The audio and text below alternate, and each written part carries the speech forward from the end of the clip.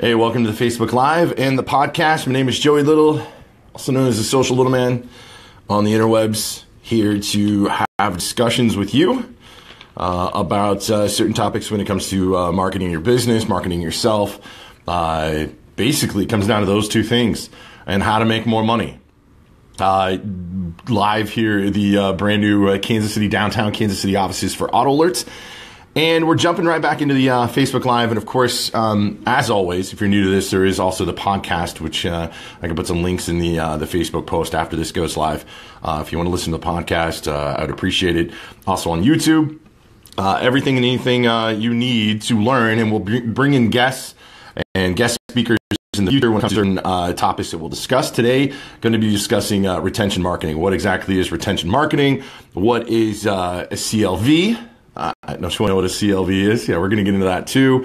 I did bring up some, so I give you the perfect definitions, not the Joey Little kind of winged definitions that for my life, came up with your own acronym, things like that. But I wanted to make sure I gave you the perfect definitions and the perfect acronyms for what we're going to talk about today.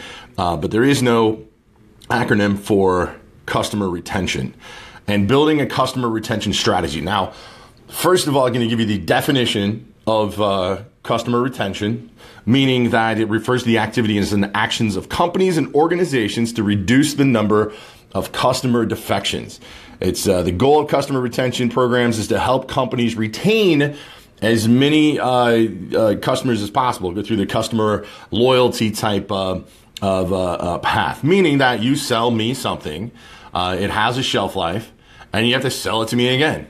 We talked a little bit on the last Facebook Live about, hairdressers, car dealers, house cleaning, whatever it is. I've got Heather who jumps in these quite a bit, who works in the spray tanning industry. So there is a shelf life to what you are selling, whether it's a good or a service. The only thing that doesn't have a shelf life is basically your tombstone and your gravesite. I mean, that's you're going to buy it one time. That's it. Unless your family, you want to sell to the entire family so you keep that retention going. So anything else has a shelf life, whether if you're selling cars or whether you're cleaning houses or whether you're cleaning teeth or whatever, there is some kind of shelf life to what you're doing. And the auto industry can be anywhere from 28 months to right around 38 to 40 months. Is when somebody usually will step out of the vehicle that they have and move into a newer vehicle or another pre-owned vehicle, or et cetera, et cetera. But auto dealerships also have a retention kind of strategy already built in place, which is called the service drive, meaning that if I buy a car from a dealership, what they want to do is they want to make sure that my retention is strong with them, so they want me to come back and do service on my vehicle at their oil change, quick lube, whatever it is. If I have any issues or challenges with my vehicle, I want to come back and I want to do that at the dealership. Why does the dealership want to do that? It's because when I come back in that cycle again of wanting to get a different vehicle, I'm going to think of them, or I want to go to them because I've been getting such great service through the dealership that why would I not want to buy another vehicle from them? It's car salesmen, they do it all the time. Kenny Landrum just popped in. He's one of the better ones at keeping retention. What we do here at Auto Alert is using software and the data that provides you information on when a customer can buy from you again. We take away the facts, or we take away the notion of when a customer wants to buy from you again, because most customers, unless they know the data, they're going to buy a vehicle back from you or buy a vehicle again when they think it feels good for them, when they have a reason on their own to buy it. But what is now with data is you can provide to a customer now not only an equity position, meaning that if I bought a car for $10,000 and I've been making payments on it, and now I'm not upside down in my vehicle, I have some positive equity. It's not just about that anymore, because places like, or companies like Ford and Toyota and Honda, Mercedes-Benz, what they do is in the term in the auto industry is throw money on the hood, meaning that you'll see incentives that come on your commercials that you see on TV right now with the Midwest Ford dealers with their truck month, the F-150 month. They're throwing extra money on top. So just think of that basically as a rebate, right? So MSRP, manufacturer's suggested retail price, is $30,000. They'll throw $5,000 on the hood, meaning that it's a $25,000 vehicle for you at full MSRP. mix that with some equity. That's what AutoAlert does. So I'm going to get that out of the way just to let you know if you're selling cars, that is what AutoAlert does. It just doesn't go off of equity. It also goes off of customer or OEM incentives, et cetera, et cetera. So going to go through a couple of acronyms when it comes to retention strategies and what you need to know, whether you're selling cars, whether you're cutting hair, whatever it is. One of those is the CLV. We talked about that a little bit at the beginning of the Facebook Live, which the CLV is the customer lifetime value. How much is that customer worth to you over the lifespan of whoever they are? So, give you an example. If you cut hair, and let's say you charge $20 for a haircut, and a customer should, on average, get their haircut every month. We'll say a month.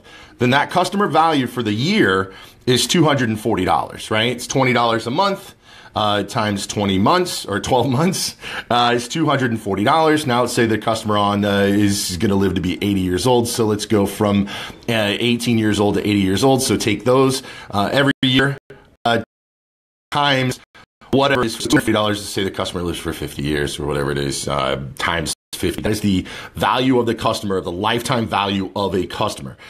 Here's the challenge with that is there's so much focus by small business, by medium business, large giant companies understand what the lifetime value of a customer is. Take, for instance, General Mills, right? With cereal, with food products, right? They are targeting college-aged, high school-aged.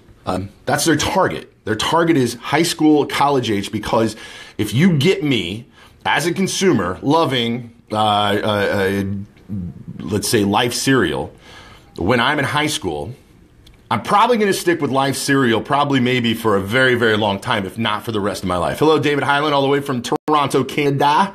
Great Wife North is in. So if you think of that, also think about the retention or the lifetime value of a customer if you're selling cars. So if you have a customer that buys a vehicle every 36 months, every 24 months, what's the lifetime value of that customer? The problem is, and I'm going to repeat it again, is that small businesses, medium businesses are completely focused on new leads, on new customers, on getting the new customer in the door, right? What can we learn from General Mills or from these large corporation companies is that you've got to target and you've got to bring those customers and continue to have them come back to you for what they're going to need in the future. You sell me a car at the age of 27 years old. I'm going to need another vehicle when I'm 45 years old. So what are you doing to keep me as a customer that entire time? The focus on new leads and new customers on small businesses is damaging your bottom line. And this is where we get back to the whole, you don't know what you don't know. So your total gross for the year, let's say you do $1 million in sales for the entire year, you're hoping to do $1 million the next year. But here's the thing. If you sold to all new customers in your first year of sales, sold them $1 million with your goods or services, your second year, if you stay on pace of bringing in new customers like you did that first year, should be $2 million. Why is that? Because you've got your $1 million in new sales, and you should have your $1 million in retention sales as well, depending on what the lifetime or the life cycle of the shelf life of whatever you're selling, right? Some more. Customer loyalty is where we really get into the hardcore facts of building a strategy. Meaning, if you don't have loyalty to your brand from your customers, they're going to go somewhere else. They're absolutely going to go somewhere else. It's all over the place. This is why this goes against a lot of TV and radio and print, because their job is not to build brand loyalty. Their job is not to build customer loyalty when it comes to traditional marketing. What their job is, what you're paying them to do, is create top of mind awareness, to create what we call TOMA. Branding, meaning that if I'm hungry, right, and I want a cheeseburger because of branding or commercials that are on TV or on the radio, whatever comes to mind when I think fast food cheeseburger or cheeseburger is where I'm going to go, right? Unlike, I'll give you an example here. My hometown in Topeka, Kansas, in North Topeka, Kansas, right, the home of the Littles when they came down from Ireland or Nebraska, then Ireland. There is a place called the Pad Restaurant. It's a locally owned place called the Pad, And I've been eating there. I started eating there with my grandfather and my grandmother back when I was just a child. To this day, when I go back to Topeka, I want to go to the Pad restaurant. Hands down, want to go to the Pad restaurant and I want to eat there. Is it because I'm listening to commercials about the Pad? No, I've never seen an advertisement for them.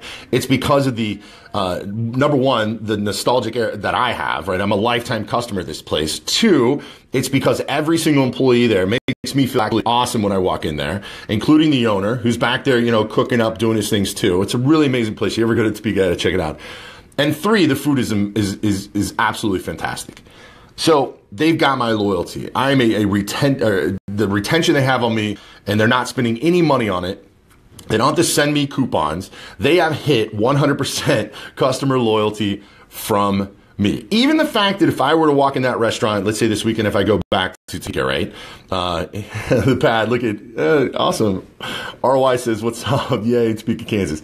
But if I go back to the Pad this weekend and I have a horrible experience with whoever's ringing up my order, right? Or if they screw up my order completely, right? I'm still going to go back. I may complain about it. I may mutter it under my breath. I'm going to get it fixed, but I'm going to go back. What are you doing to bring that type of loyalty back to your business? And then if you don't have that kind of nostalgia attached to your goods or services, what are you doing to remind your customers that they loved doing business with you? They loved buying your goods. They loved buying your service. What are you doing there? What is it that you are doing? And if that's not there, what data do you have that will remind you that you need to market to these customers in the life cycle, the lifetime life cycle shelf life of your product? So knowing your shelf life, number one. Number two, the data that you have on your existing customers.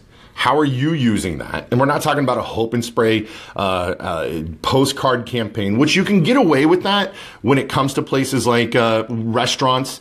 But when it comes to selling cars or big ticket items and things like that, it is almost impossible to get them to come in on a hope and spray advertising campaign. Vehicle buyback sale, key scratchers. You ever seen these? You ever get those in the mail where you scratch off the thing and it says you just won $500 towards your trade? Those are really, really tough, man. But when it comes to retention marketing, what are you doing now and what are you going to do to get that customer base to come back in, right? What are you going to do to get those customers to continuously buy from you and stop all of your focus on new customer building? You still have to do that. A business will not survive unless you're constantly bringing in new business. You have to always, it will survive, but you're going to flatline. Because you can only make so much money off your retention customers. But so building new customer base, 100% down. Now, what are you doing to retain? I see this with hairdressers all the time. I see this with this is one of the bartenders, right? And social media is becoming so much easier to collect the data that you have if you're in like a service industry like that and return back to them. I speak back in my hometown again, Brian Chambers, who owns a place called the Booby Trap. It's a rock bar. Constantly reminding people what's going on, right? He's got kind of a hope and spray attitude, but he's just a one-man show along with his wife, Dawn.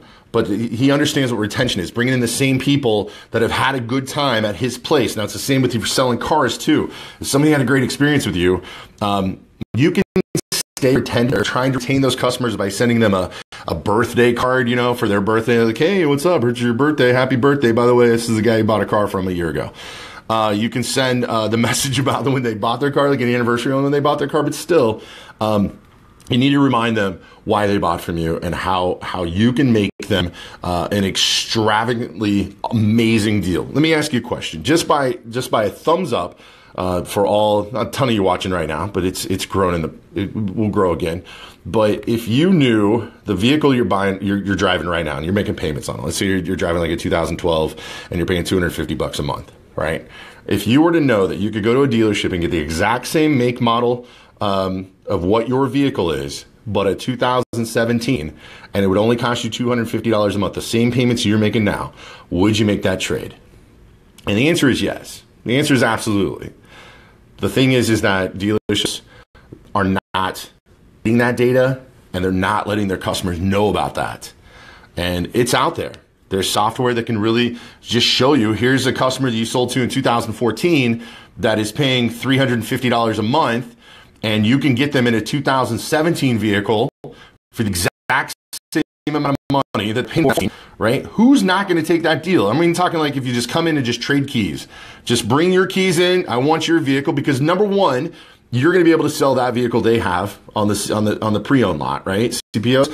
If it's your own brand, like you're bringing Toyota to Toyota as a certified pre-owned, the warranty still, you're going to make money on that end. Plus, you're selling a new vehicle back to them, retaining that customer, and then you get them back in. So, retention strategy. Whether no matter what business you're in, let's focus on how you can retain your customers, how you can keep coming them in, or how you can keep them coming in, and keep it rather simple. Instead of let's just make a deal. First, Facebook Live. Actually, it's the second one. It's the first one with true information in it. Is let's focus right now, as the first one down here, Kansas City, downtown Kansas City, at the new Auto Alerts, that you will not just put your focus on getting new customers. Let's just make that deal right now. Put your hand up here, shake hands with me, tell me your focus for 2017, right? Q2, Q3, Q4, that you are not just going to focus on getting new customers. Okay? Deal. I don't care if you're selling Rodan and Fields. I don't care if you're slinging bottles of beer at the Booby Trap. I don't care if you're making curly fries at the Pad Restaurant. Is that your focus for 2017 is to work more on your retention strategy. And if you happen to sell cars, if you're in that business, then call me, all right? Because I'll set that up with you.